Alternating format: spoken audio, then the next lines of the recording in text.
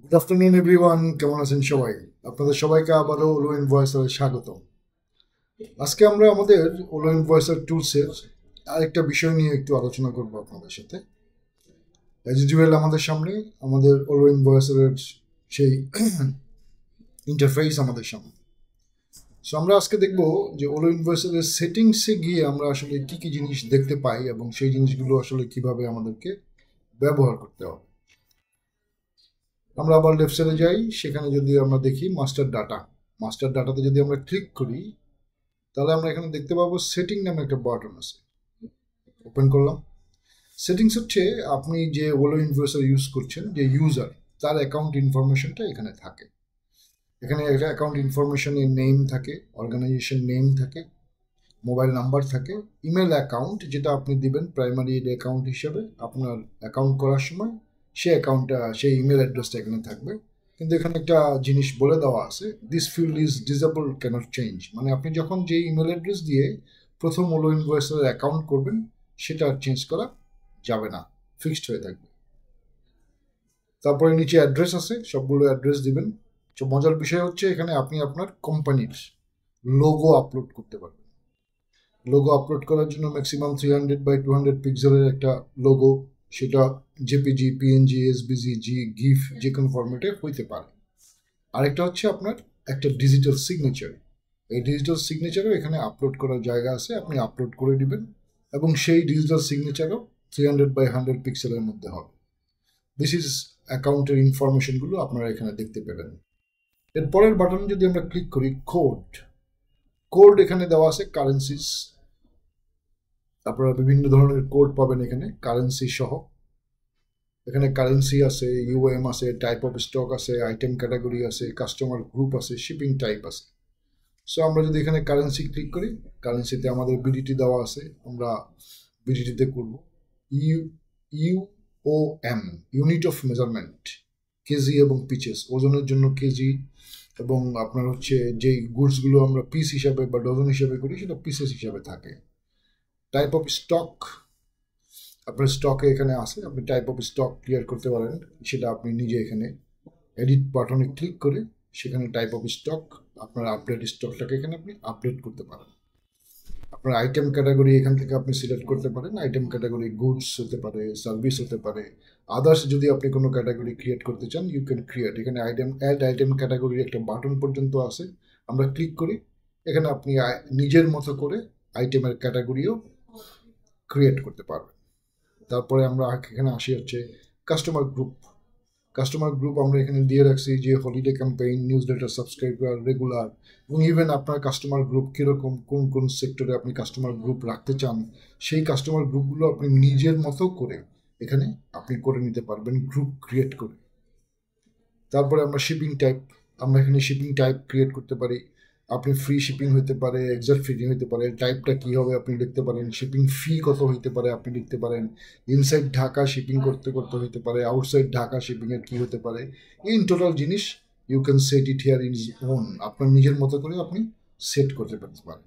তাহলে আমরা কোড বাটনে এই জিনিসগুলো দেখতে পেলাম, আমরা বুঝতে পারলাম কোড বাটনে কী আছে। তারপরে আমরা চলে আসি ইনভয়েসে।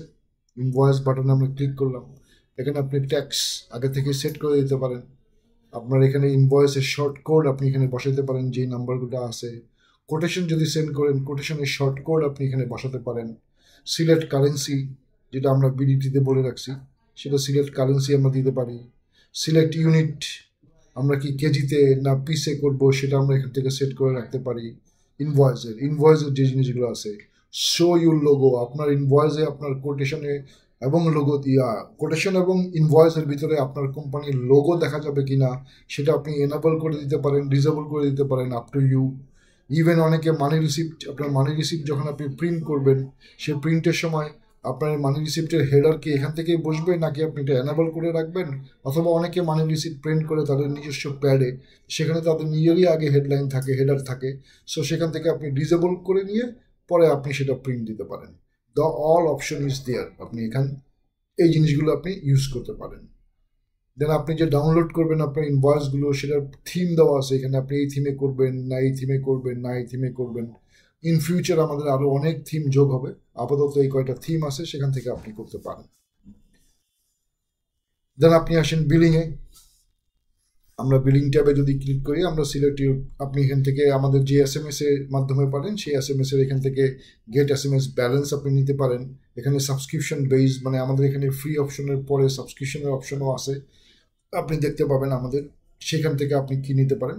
গেট SMS ব্যালেন্সে যদি আমরা ক্লিক করি তাহলে আপনি আমাদের এখান থেকে SMS নিতে পারবেন। আপনি বিকাশ থেকে পে করে দিলেই কত টাকার, 100 টাকার, 200 টাকার, 500 টাকার যত SMS আপনি নিয়ে রাখতে পারেন। You can purchase the SMS from our platform. আপনি সাবস্ক্রিপশন করতে পারেন। কি সাবস্ক্রিপশন করেছেন, এখানে প্ল্যানগুলো আছে দেখেন, বেসিক, স্ট্যান্ডার্ড, প্রিমিয়াম, সবগুলো বেসিক এখানে আছে। খেয়াল করে দেখেন, সিলেক্ট প্ল্যানে, বেসিকে, স্ট্যান্ডার্ডে, প্রিমিয়ামে, আলটিমেটে কোনটার কি ফ্যাসিলিটিস, এটা আমাদের ফ্রন্ট ইয়াতেই হোম পেজেই আছে, সেখানে আপনি দেখে নিতে পারবেন কোন ইয়াতে। এটা এখান থেকে আপনি আপনার সাবস্ক্রিপশনও চুজ করে নিতে পারবেন। তাহলে আপনার বিলিংয়ের প্রসেস হয়ে গেল। দেন আপনি আসেন পেমেন্টে। পেমেন্টে এখানে আমরা আগের একটা ভিডিওতে দেখেছিলাম যে সেখানে পেমেন্টের কি হয়, যে আমরা পেমেন্ট লিঙ্ক ক্রিয়েট করি। তো পেমেন্ট লিঙ্ক ক্রিয়েট করার জন্য যেটা দরকার সেটা হচ্ছে আপনার নিজের যে মার্চেন্ট অ্যাকাউন্ট আছে, সেটা বিকাশে হোক বা অন্য কোথাও হোক, সেই মার্চেন্ট অ্যাকাউন্টের থেকে আপনাকে এই বিকাশ সেখান থেকে যে আপনার ক্রেডেনশিয়াল দিবে সেটার উপর ডিপেন্ড করে আপনি আপনার পেমেন্ট গেটওয়েটাকে কনফিগার করতে পারেন। যদি আমরা কনফিগার করতে চাই তাহলে কি করতে হবে, এই যে দেখেন এখান থেকে কনফিগার করতে চাইলে আমাদের এখানে এপিআই কি থাকে, সিক্রেট কি থাকে, সব কিছু থাকে, সেটা আমরা করে নিতে পারি।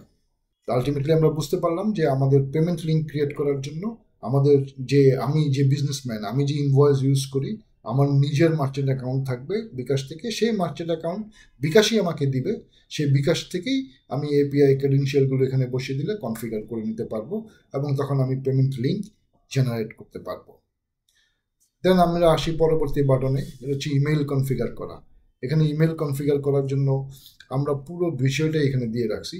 যদি কেউ জিমেল কনফিগার করতে চায় তাহলে তার এসএমটি সার্ভার কীভাবে হবে, পোর্ট কী হবে, রিকোয়ারমেন্ট কী হবে, সব কিছু এখানে দেওয়া আছে। আউটলুকে হলে কী হবে, ইয়াহুতে হলে কী হবে, জুমেল হলে কী হবে, কীভাবে কনফিগার করা যায়, সেটা আমরা এখান থেকে অলরেডি এখানে নোট করে দেওয়া আছে। আপনারা জাস্ট সেটা ফলো করে এখানে কনফিগার করে নিতে পারবেন। SMS এর ক্ষেত্রে SMS টেমপ্লেট আছে আমাদের। আপনি যখন SMS সেন্ড করবেন সেখানে SMS টেমপ্লেট আছে, এই টেমপ্লেট অনুযায়ী আপনি SMS সেন্ড করতে পারবেন। এখানে আমাদের টেমপ্লেট দেওয়া আছে, 3 ধরনের টেমপ্লেট আমাদের এখানে আছে। টার্মস অ্যান্ড কন্ডিশন আপনারা নিজেরা লিখতে পারেন। এই অ্যাড অ্যান্ড টার্মস অ্যান্ড কন্ডিশনে যদি আপনি ক্লিক করেন সেখানে আপনি আপনার টার্মসের নাম এবং টার্মসের পয়েন্টগুলো এখান থেকে আপনি রেডি করতে পারেন। আমাদের ডিফল্টটাও আছে, সেখানে আপনি চাইলে করে নিতে পারেন। এই হচ্ছে আমাদের সেটিংসের মোটামুটি আপনার প্রত্যেকটা বাটনের কাজগুলো আমরা এখানে দেখতে পেলাম। আশা করি সবাই বুঝতে পেরেছেন।